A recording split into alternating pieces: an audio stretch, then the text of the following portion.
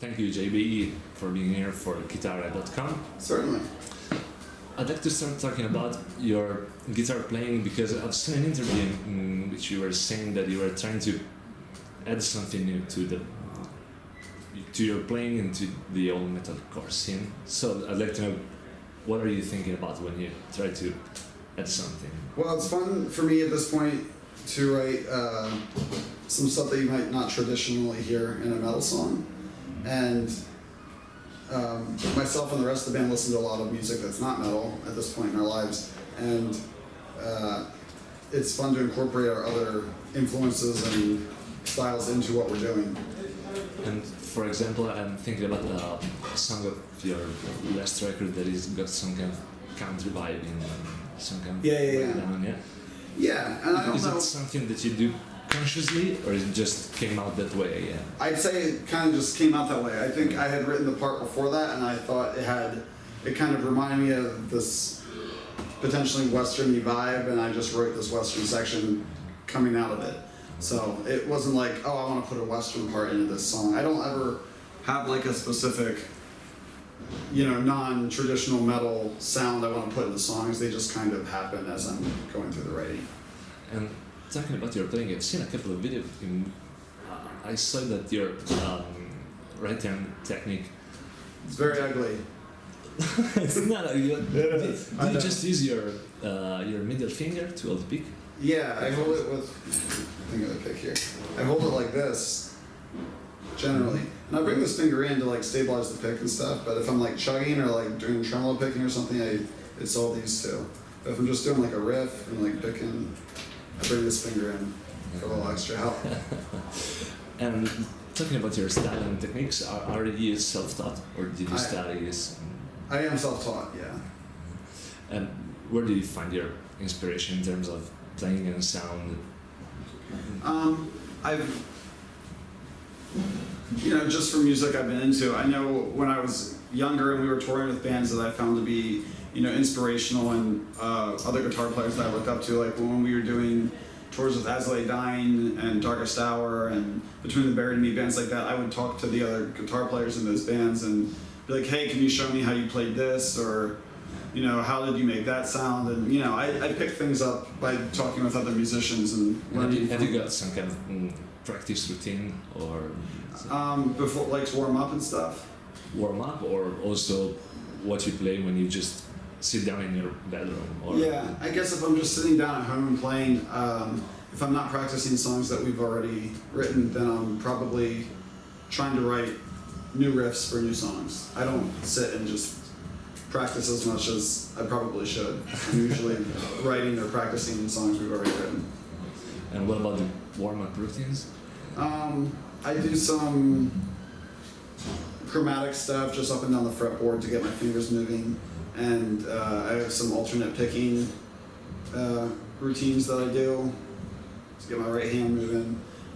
There's a riff in one of our new songs called Martyr it's like the fastest part of the set for me, so I'll play that for a while and kind of slow it down and speed it up as I'm getting warmed up, just to make sure I'm got the chops up for when we take the stage. And talking about your gear and your rig, I know you're using your Ibanez. Yes, my guitar is an Ibanez RGA 121. It's custom painted green, has the two white stripes. I use EMG pickups, EMG 81 in the bridge and 85 in the neck. I use D'Addario strings, 10 to 52. And my guitar is always tuned to drop C, though we do have some songs that are in lower tunings. I use a pedal that Digitech makes called the Drop.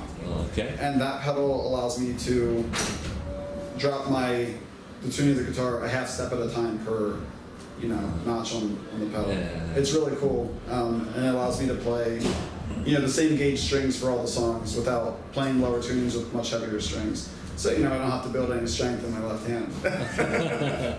And what the neck of the guitar is the classic wizard neck of Ibanez? Yeah, it's the Prestige neck.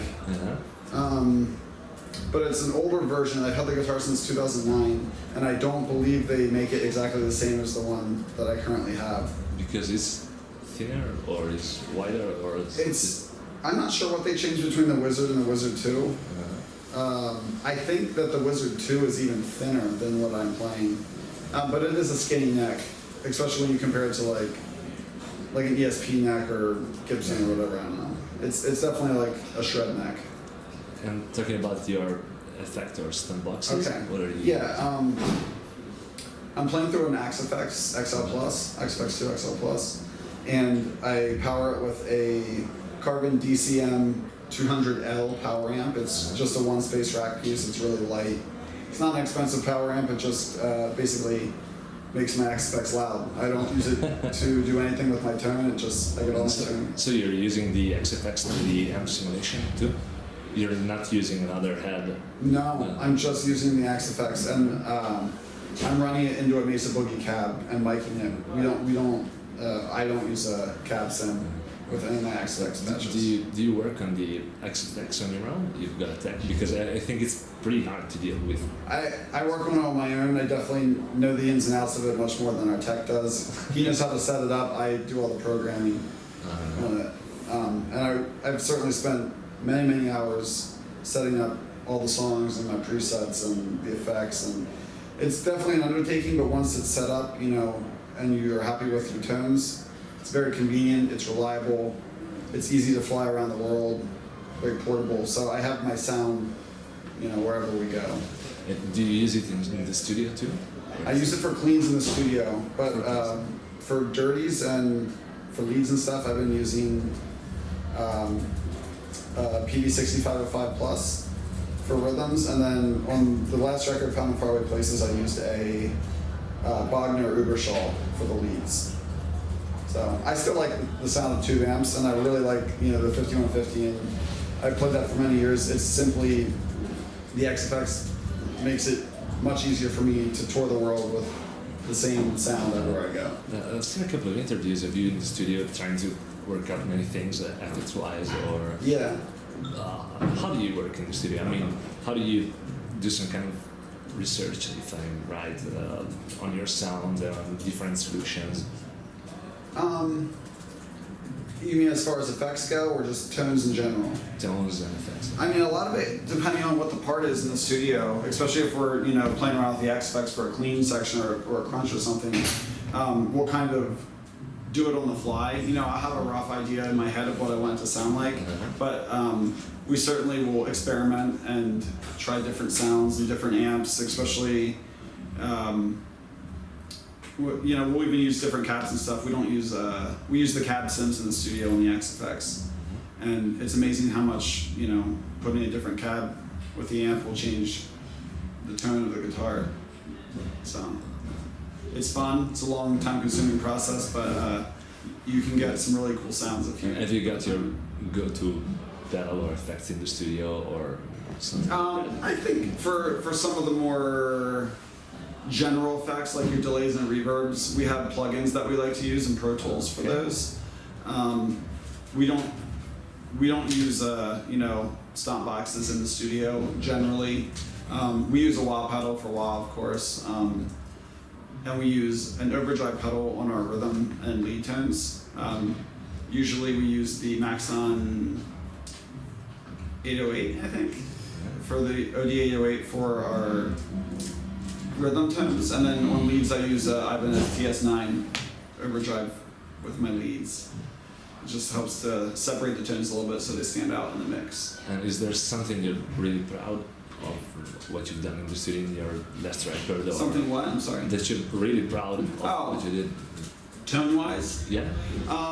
Or guitar-wise and technically, or Every time there's a part in the song on our new record, on the song called Broken Promises. It's only like a 15 or 20 second break section, and towards the beginning of the song everything kind of drops out, and we have these really wild clean tones and stuff, very atmospheric, and we even the line that comes after it is, or the line that Jake screams coming to the part is, "I've never felt so alone," and we use Morse code, like building up in that section, and the Morse code is for "I've never felt so alone." I always thought that was like a cool little touch in that section, the way the beeps going and stuff. So I don't know. been at it for 13 years and we've done a lot of songs, and there's a lot of parts that I'm really proud of.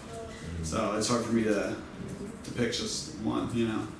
And talking about the riffs and the pattern you use in the song, I think there's a lot of strings skipping. How could you improve this kind of aspect? Just playing other songs, or you do some kind of exercises? No, I don't have any exercises. It's just basically what I think sounds good when I'm playing around and developing a riff.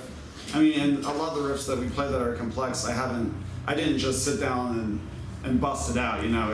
It took, you know, sometimes many hours of revising and listening to it again and again and being like, oh, I want to change this here, I want to add this there. I mean, it's a complex process. Yeah, it certainly doesn't happen overnight. And are you working on something new, or are you just focusing on your tour? I work on new music much more at home. I'm currently trying to do a little bit of writing on this tour, just because, you know, we have downtime and I should be able to make, you know, good use of that time with doing something productive like write.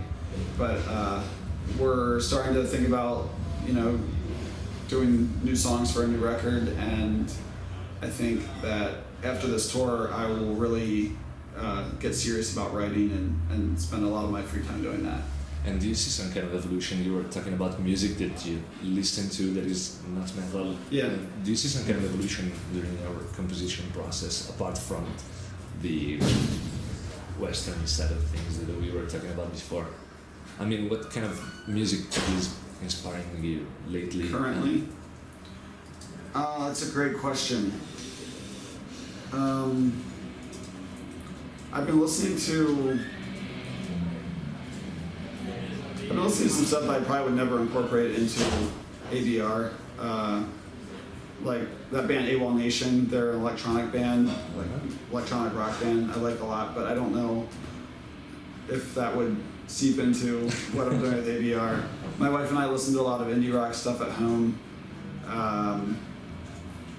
That would probably more likely be influencing what I'm doing, especially on the more dynamic, softer side of things that ABR does. So we're going to see you with a Telecaster and something like that. I actually just got a Talman from Ibanez, but I don't know that I'll be using it live. I can't imagine I would, but in the studio, sure. I mean, we use tellies in the studio and stuff to do our cleans. They just sound better. Okay, so thank you very much. Thank you. It's been a pleasure. All right. See you on stage. Okay, very good. Thank you.